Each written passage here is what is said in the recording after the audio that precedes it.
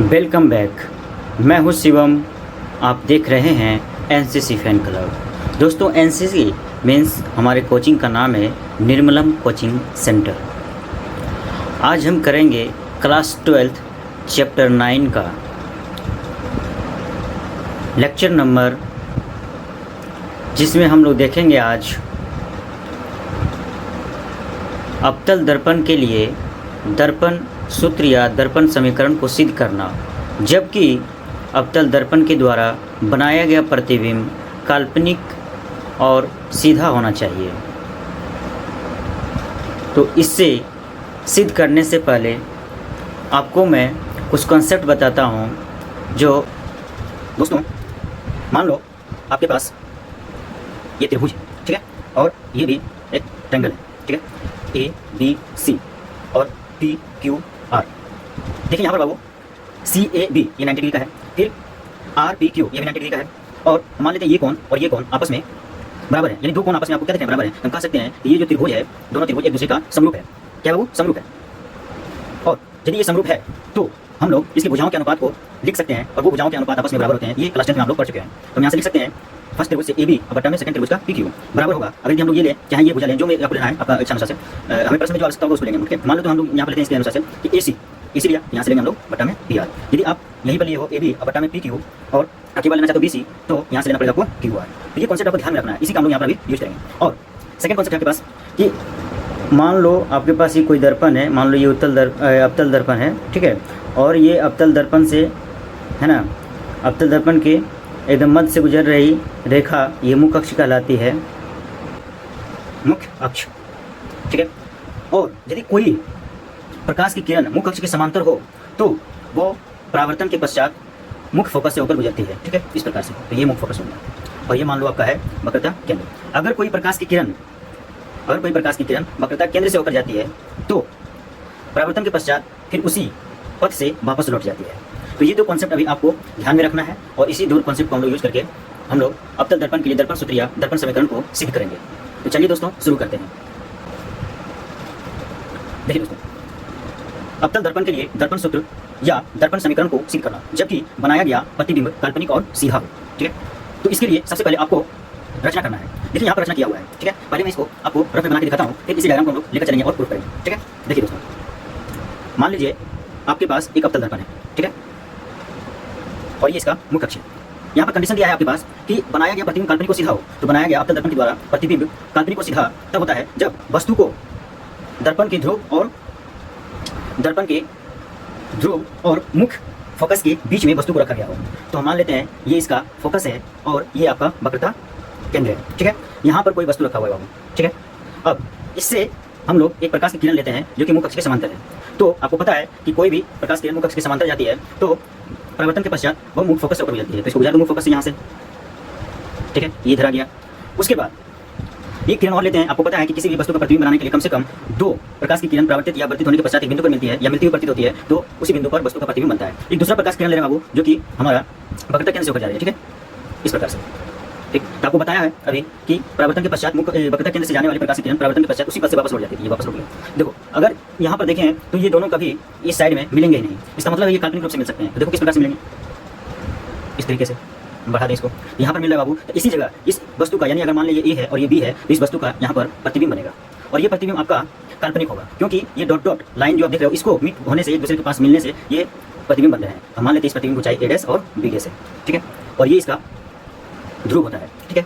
अब यहाँ पर जिस बिंदु को है ना, ये जो वक्रता केंद्र से जा रही प्रकाश किरण और अवतल दर्पण को जिस बिंदु पर स्पर्श करता है उसको मान लेते हैं हम लोग M, और ये जो हमारा अपवर्तन के पश्चात है ना, मुख्य अक्ष के समांतर जाने प्रकाश किरण और जो अवतल दर्पण पर स्पर्श किया जिस बिंदु पर, उसका नाम मान लेते हैं, उस बिंदु का L है। क्या हमारे पास L है, ठीक है।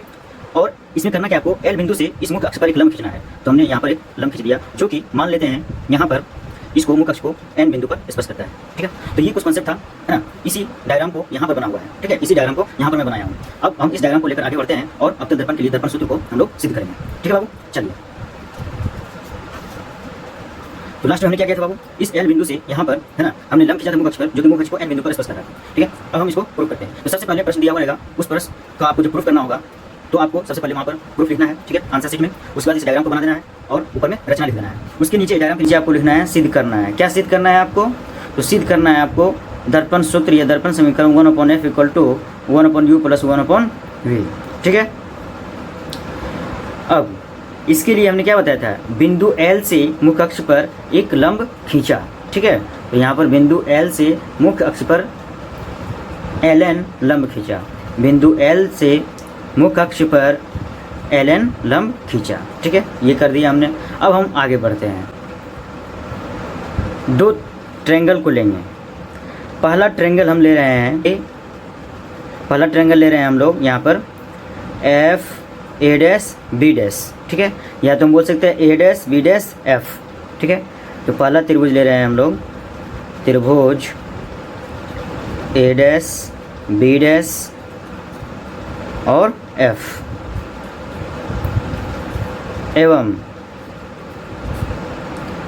अब की दूसरा त्रिभुज ले रहे हैं हम लोग एन एल एफ, त्रिभुज एन एल एफ से।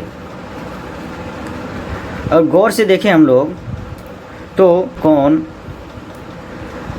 बी डैश ए डैश बी डैश ए डैश ए, बी डैश ए डैश एफ, बी डैश ए डैश एफ बराबर है कोण एल एन एफ का, कोण एल एन एफ का।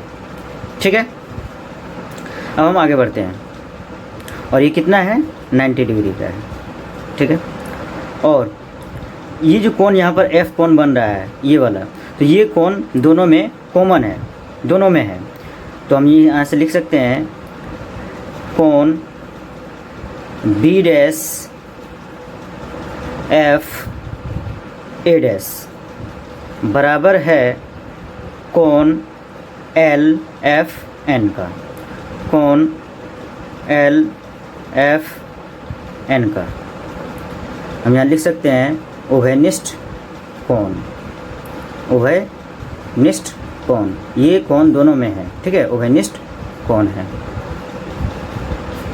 ठीक है, तो हम लिख सकते हैं यहाँ से, इसीलिए त्रिभुज ए डैश बी डैश एफ और त्रिभुज एन एल एफ समरूप है।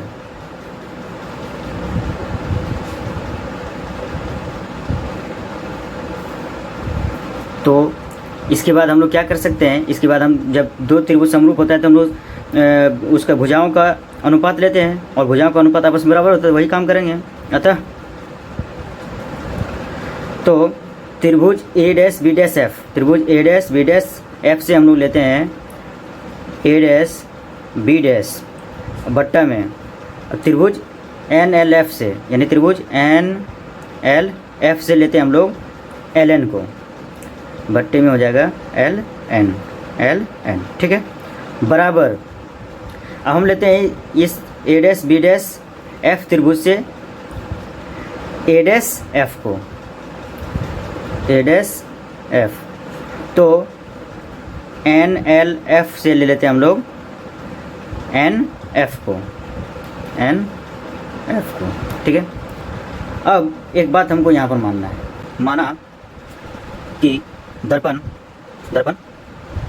सूक्ष्म हो, यदि दर्पण सूक्ष्म हो तो माना कि दर्पण सूक्ष्म हो, अगर यदि दर्पण सूक्ष्म हो तो हम क्या करेंगे, दर्पण सूक्ष्म होगा तो हम बोलते हैं कि ये जो पॉइंट आपका एन है ये आपका लगभग पी के पास चला जाएगा, कहाँ चला जाएगा, पी के पास। हम लिखेंगे एन पी के अत्यंत समीप होगा, समीप होगा। ठीक है, इसका मतलब हुआ, देखिए यहाँ से इस बी बिंदु से जो प्रकाश की किरण जा रही है तो मुख्य अक्ष से समांतर है, तो जितनी आपकी दूरी ए बी का है उतना ही दूरी आपका ये एल से एन तक, या तो बोल सकते हैं एल से पी तक हो जाएगा, क्योंकि एन बिंदु जो है वो पी के पास चला गया है, तो यहाँ से बोल सकते हैं एल पी बराबर हो जाएगा आपका ए बी का। तो यहाँ से लिख सकते हैं यहाँ पर बाबू कि पहले तो एल एन बराबर हो जाएगा एल पी का, एल एन बराबर हो जाएगा एल पी का।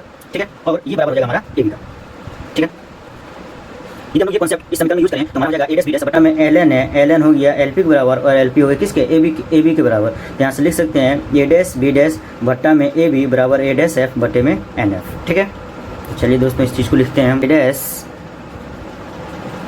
बी डैश बट्टा में एल एन की जगह पर ए बी बराबर यहाँ पर है ए डैश एफ, तो ए डैश एफ बट्टा एन एफ, इसको मान लेना है समीकरण फर्स्ट। ठीक है, अब हम आगे बढ़ते हैं। अब हम ले रहे हैं ट्रायंगल ए बी सी और triangle A dash B dash, triangle A dash B dash और सी। ठीक है, और ट्रायंगल ए बी सी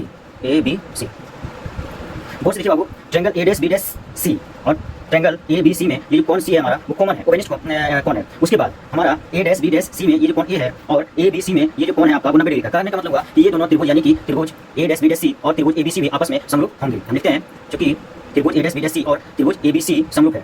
क्या बाबू, समरूप है। अतः फिर हम क्या करेंगे, भुजाओं का अनुपात ले लेंगे। ठीक है, आराम से ले लीजिए भुजाओं का अनुपात। यहाँ से क्या लिखेंगे, बड़े वाले त्रिभुज ए डैश बी डैश सी से लेंगे हम लोग ए डैश बी डैश बट्टा में छोटे वाले त्रिभुज का ए बी। ठीक है, बराबर अब क्या लेंगे ए डैश सी, बड़े वाले त्रिभुज का ए डैश सी, बट्टा में लेना है आपको छोटे वाले त्रिभुज का ए सी।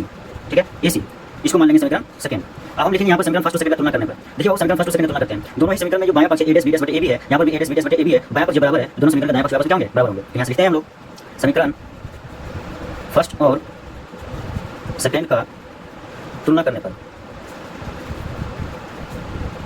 ठीक है, तो क्या हो जाएगा, ए डैश एफ फर्स्ट समीकरण से ए डैश एफ और एन एफ बराबर सेकंड समीकरण से ए डैश सी बटे में ए सी हो जाएगा। ठीक है,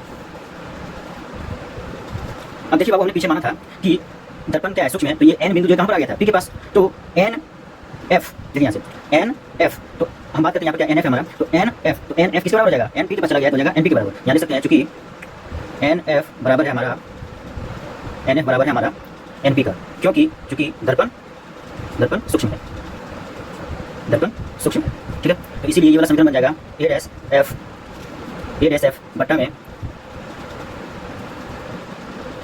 यहाँ से देखिए बाबू एन एफ और एन चला गया पी के पास, तो एन एफ बराबर हो जाएगा पी एफ का। यहाँ पर लिखा गया गलत है ना, यहाँ इसको एन को एफ बना दीजिए। ठीक है, एफ पी। ठीक है, यहाँ से एन एफ हमारा बराबर हो गया एफ पी का, ए डैश एफ बट्टा में एन एफ हो गया एफ पी के बराबर। यहाँ लिख सकते हैं हम लोग एफ पी या पी एफ बराबर ए डैश सी और बट्टा में है ए सी। ठीक है, यहाँ से। ठीक है, अब हम आगे बढ़ते हैं। अब गौर से देखिए यहाँ से आप यहाँ पर आते हैं। ठीक है,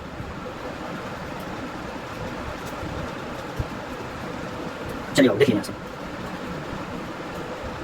यहाँ पर क्या लिखा हुआ है आपके पास, ए डैश एफ। क्या लिखा हुआ है, ए डैश एफ, तो ए डैश एफ लिखा हुआ है। ठीक है, इसको हम क्या क्या लिख सकते हैं, ए डैश एफ को देखिए यहाँ से, इसको लिख सकते हैं हम ए डैश एफ को हम लिख सकते हैं यहाँ से पी ए डैश, क्या लिख सकते हैं, पी ए डैश प्लस में P F, A dash F को लिख सकते हैं हम लोग पी ए डैश प्लस में पी एफ। ठीक है, यहाँ से बस लिख लीजिए आप आराम से, ए डैश एफ को लिख सकते हैं पी ए डैश प्लस में पी एफ। तो ए डैश एफ हमारा यहाँ से बन गया पी ए डैश प्लस में पी एफ बट्टा है एफ पी। तो एफ पी बोलिए बराबर है, यहाँ पर एफ पी कर देता हूँ। ठीक है, बराबर है फिर यहाँ पर, तो बराबर दीजिए। उसके बाद क्या लिखा हुआ है, ए डैश सी, इसको क्या लिख सकते हो आप लोग, ए डैश सी। ठीक है, तो इसको आप लोग लिख सकते हो कि पी ए डैश प्लस में पी सी, क्या लिख सकते हो, पी ए डैश प्लस में पी सी। यहाँ से लिख दो ए डैश सी को पी ए डैश प्लस में बट्टा में क्या है ए सी। ठीक है, ठीक, ए सी को क्या लिख सकते हैं, पी सी माइनस में पी ए, तो हमारा क्या बचेगा, पी सी में पी ए को घटा दें तो हमारा बचेगा ए सी। यहाँ से लिख सकते हैं ए सी की जगह पर पी सी माइनस में पी ए। ठीक है, अब यहाँ से हमें उस कॉन्सेप्ट को और देखना है। ठीक है, देखिए यहाँ से ध्रुव से प्रतिबिंब की दूरी को हम लोग v से सूचित करते हैं, तो यहाँ से यहाँ तक की दूरी यानी पी ए डैश हो जाएगा हमारा v। ठीक है, उसके बाद ध्रुव से वस्तु की दूरी को हम लोग u से सूचित करते हैं, तो p से a तक की दूरी हो जाएगा हमारा u। ठीक है, उसके बाद f से p के बीच की दूरी को बोलते हैं हम लोग फोकस दूरी, तो ये हो जाएगा हमारा स्मॉल f, p से f के बीच की दूरी। ठीक है, उसके बाद वक्रता केंद्र से ध्रुव के बीच की दूरी को बोलते हैं वक्रता त्रिज्या, तो ये हो जाएगा हमारा कैपिटल R। ठीक है, अब हम लोग इसी कॉन्सेप्ट को यहाँ पर यूज करेंगे। दूसरी चीज कि ध्रुव से इधर जो भी दूरियां लेंगे हम लोग वो होगा हमारा पॉजिटिव में, और ध्रुव से इधर जो भी दूरियां लेंगे हम लोग वो होगा हमारा निगेटिव में, और मुख्य अक्ष के ऊपर जो भी दूरियां लेंगे इधर चाहे इधर वो हमको लेना है पॉजिटिव में, और मुख्य अक्ष से नीचे इधर चाहे इधर जो होंगे हमारा ऊंचाई या लंबाई वो लेना है हमको माइनस में। तो चलिए हम लोग यूज करते हैं इस कॉन्सेप्ट को। यहाँ पर क्या हो, पी ए डैश, बस देखिए पी ए डैश क्या हो गया, ध्रुव से बस प्रतिबिंब की दूरी, तो ध्रुव से प्रतिबिंब की दूरी को हम लोग v से लेते हैं, और चूंकि ध्रुव से इधर मेजरमेंट कर रहे हैं तो हम लोग इसको पॉजिटिव में रखेंगे। ठीक है, तो हमारा हो जाएगा v, उसके बीच में क्या है प्लस, तो प्लस कर दीजिए। पी एफ तो ध्रुव से फोकस बिंदु के बीच की दूरी को बोलते हैं फोकस दूरी, और इसको स्मॉल f से लेते हैं। ये हो गया हमारा स्मॉल f। और चूँकि ध्रुव से इधर मेजरमेंट कर रहे हैं तो माइनस में हो जाएगा, तो यहाँ हो जाएगा माइनस f, ठीक है, बट्टा एफ पी, फिर हमारा एफ पी है तो माइनस में हो जाएगा यहाँ पर f, ठीक है, फिर से फोकस दूरी यही है। उसके बाद बराबर है, यहाँ पर बराबर दे दीजिए। यहाँ पर क्या पी ए डैश, तो पी ए डैश है यहाँ पर, तो फिर से हमारा हो गया यहाँ पर ये प्रतिबिंब की दूरी, तो यहाँ हो जाएगा प्लस में v। यहाँ पर क्या प्लस दे दीजिए। पी सी, तो पी सी सी यानी वक्रता केंद्र से ध्रुव के बीच की दूरी को बोलते हैं वक्रता त्रिज्या, और इसको कैपिटल R से सूचित करते हैं। और चूँकि ध्रुव से इधर मेजरमेंट कर रहे हैं तो माइनस में लेना है, तो जाएगा माइनस r बट्टा पी सी, तो पी सी क्या है माइनस r है, पी सी माइनस r, यहाँ पर भी पी सी है तो ये पर भी है, यहाँ पर भी माइनस r, माइनस है तो माइनस लगा दीजिए। यहाँ पर पी ए, तो पी ए है हमारा ध्रुव से वस्तु की दूरी, और इसको u से सूचित करते हैं। और चूँकि ध्रुव से इधर मेजरमेंट कर रहे हैं तो माइनस में हो जाएगा, तो यहाँ लिख सकते हैं माइनस u, ठीक है। आगे बढ़ते हैं अब, ठीक है। अब देखो यहाँ से v प्लस माइनस हो जाएगा f, अब बट्टे में माइनस f बराबर v, अब प्लस माइनस, और आप पढ़ चुके हो r बराबर क्या होता है 2f, वक्रता त्रिज्या फोकस दूरी का दोगुना होता है। तो यहाँ r बराबर r की जगह पर लिख सकते हैं हम लोग 2f, ठीक है, बट्टे माइनस r है तो माइनस रहने देते हैं, r की जगह पर फिर 2f रख देंगे, और माइनस ये प्लस हो जाएगा और u, ठीक है, साथ में यहाँ पर लिख देंगे चूँकि r बराबर 2f। क्रॉस मल्टीप्लिकेशन करना है, ठीक है, तो लिखते हैं v माइनस f, अब गुना में माइनस 2f, अब प्लस में u बराबर v माइनस 2f, ठीक है, ये वाला v माइनस 2f इंटू में इसके साथ माइनस f। चलो आगे बढ़ते हैं। v से गुना करें, गुना v माइनस 2f से गुना करेंगे तो जाएगा माइनस 2vf, और फिर प्लस v गुना u vu, उसके बाद फिर माइनस प्लस f गुना 2f तो जाएगा 2f स्क्वायर, यहाँ जाएगा माइनस और f गुना u करेंगे तो जाएगा uf बराबर का बराबर। उसके बाद v गुना f करेंगे तो vf हो जाएगा, और यहाँ प्लस है, ये माइनस है, माइनस vf, और माइनस फिर प्लस 2f गुना f तो जाएगा 2f स्क्वायर। बहुत से देखिए यहाँ पर 2f स्क्वायर प्लस में, और इधर 2f स्क्वायर कट जाएगा आपस में। अब आगे देखते हैं क्या बचता है हमारा, देखिए यहाँ से ये हो जाएगा माइनस 2vf, और इधर है माइनस vf, तो इधर क्या हो जाएगा प्लस vf, और ये है प्लस में u भी, या v या u बराबर गुना में, और ये माइनस में uf, तो इधर कुछ नहीं बचा, बराबर किधर तो हो जाएगा 0। या देखो माइनस 2vf प्लस vf क्या बचेगा, माइनस vf प्लस हो जाएगा uv, माइनस में uf बराबर में 0। अब हम इसको ऐसे कर सकते हैं, u v को इधर रखने पर साइड एक साइड, माइनस वाले को दूसरे साइड, तो u v हो जाएगा बराबर ये माइनस vf इधर आ जाएगा तो vf हो जाएगा प्लस में, और ये माइनस vf इधर आएगा प्लस में हो जाएगा uf, ठीक है।